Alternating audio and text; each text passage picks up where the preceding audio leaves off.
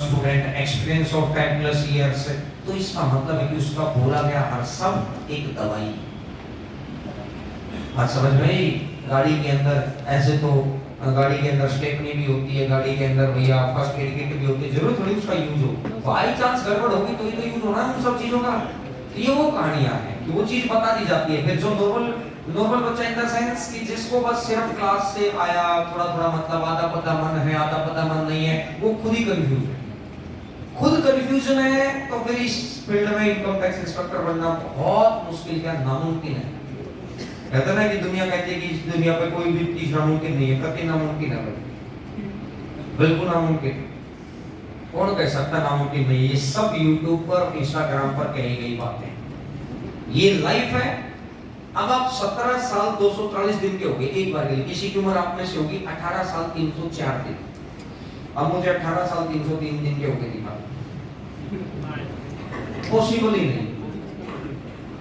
कितना ही बड़ा motivational speaker ले आओ, कितना ही बड़ा कुछ ले आओ, एनर्जी में कुछ कर लो तुम, उछल कूद कर लो, थोड़ा 304 दिन को उछल कूद कर लो, 305 के हो जाओगे, पर 304 भी नहीं ला सकते, 303 तो दूर की बात समझ में आई मेरी? कहने का मतलब जिस बच्चे को ये समझ आ जाता है ना कि ये एक अच्छा मौका भारत सरकार देती है और इस मौके को मैं यूज कर गया तो मैं एक नॉर्मल ह्यूमन बीइंग से अब नॉर्मल हो जाऊंगा, सामान्य व्यक्ति से असामान्य व्यक्ति हो जाऊंगा, साधारण बुद्धि के व्यक्ति से असाधारण बुद्धि का व्यक्ति हो जाऊंगा। और अगर साधारण बुद्धि के व्यक्ति से अगर मुझे असाधारण काम करवाना है तो एक ही चीज है, सिर्फ और सिर्फ कॉन्टिन्यूटी विद डेडिकेशन, इसके अलावा कुछ नहीं। मैंने कहा था दीपावली के टाइम पे दीपावली के गीत, होली के टाइम पे होली के गीत, अब है पढ़ने का समय, नो किंतु नो 2 महीने 2.5 महीने 3 महीने समय कैसे बीतेगा?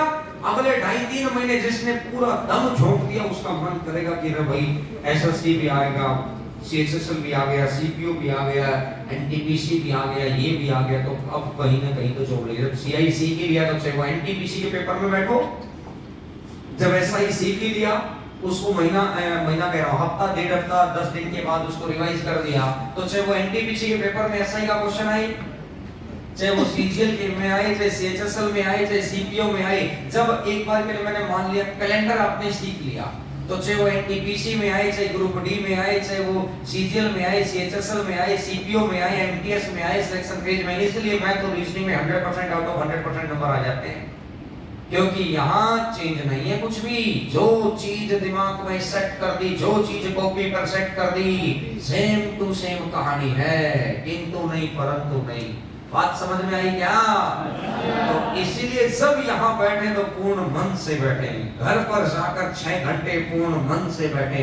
सर घर पर नहीं बैठा जाता है, लाइब्रेरी ज्वाइन करो, कंट्रोल करो।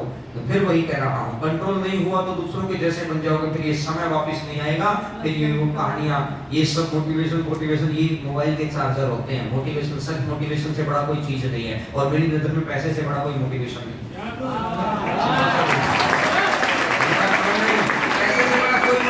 ये सब बकवास बात है कि ये वो 2 दिन तो यहाँ तो जोश में भर गए, अब सर जैसे नीचे जाते ही 4 बजे सिगरेट पी रहे थे, देखा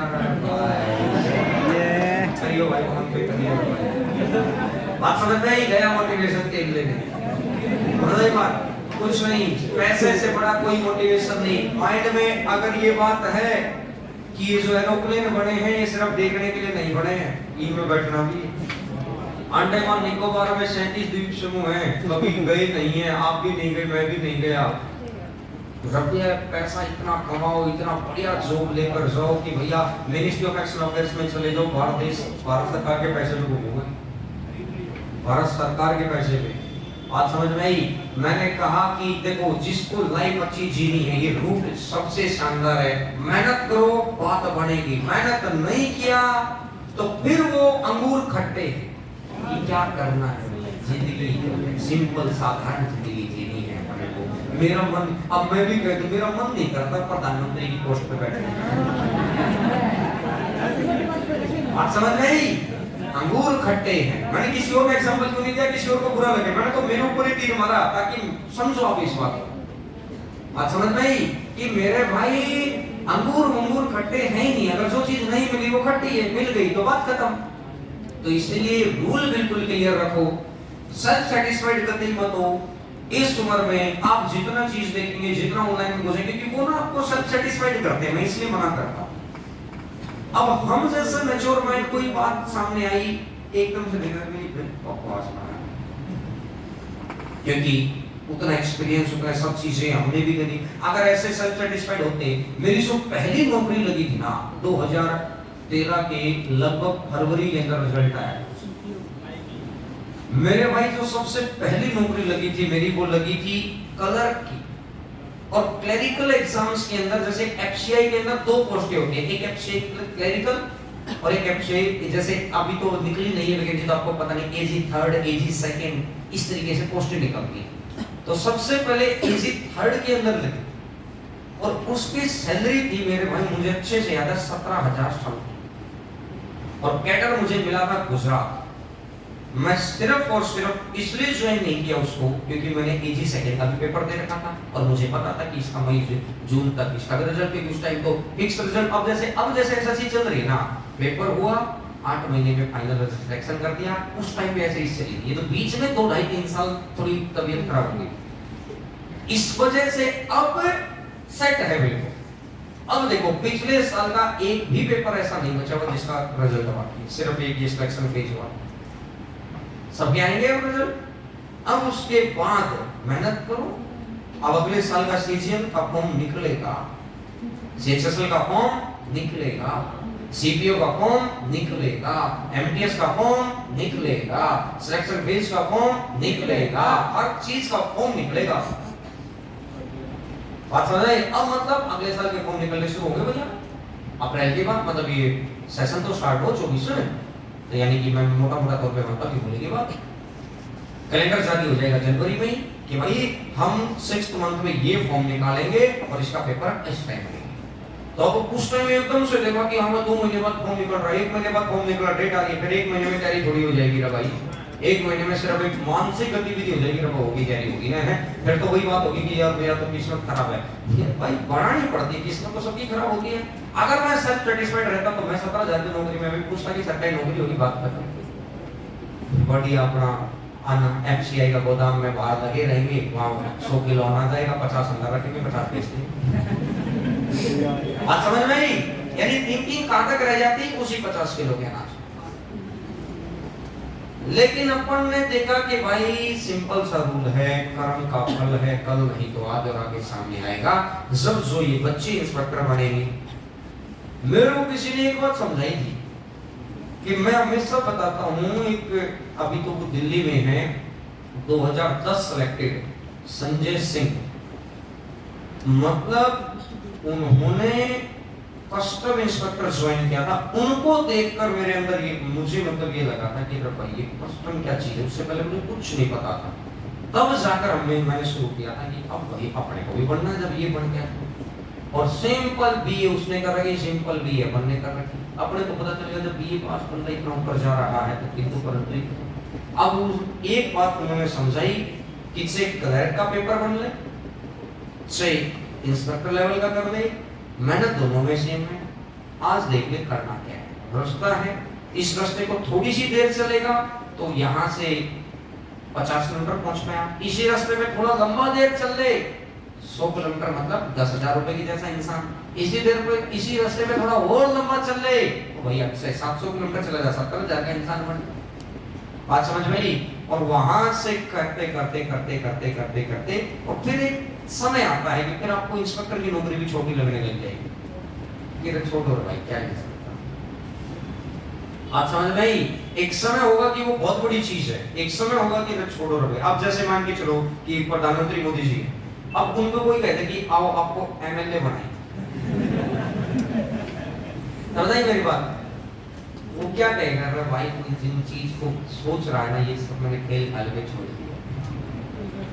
अब उनके लिए मैंने कोई बड़ी चीज रहेगी, वो पूछेंगे भी नहीं, वो मिलेंगे भी नहीं, बोले एमएलए मैं ठीक होगा बात समझ। और कोई आपको आ जाए पार्टी आपका एमएलए बना रही, आप क्या कहेंगे? रुको भाई ना उनका बात बात सुना है, पहले शपथ दिला रहे भाई, क्लियर हुई बात, क्योंकि हमारे लिए वो पोस्ट है बॉडी। तो इसलिए सिंपल सा रूल है कि यहां पढ़ो, घर पे जाकर तरीके से पढ़ो 6 घंटे, ये परफेक्ट टाइम है। और यकीन मानो मैं बता रहा हूं, शानदार मुहूर्त आया हुआ है पढ़ने, जो इस वक्त पढ़ता है उसका सिलेक्शन हो जाता है, मैं बता रहा हूं, मैंने देखा है।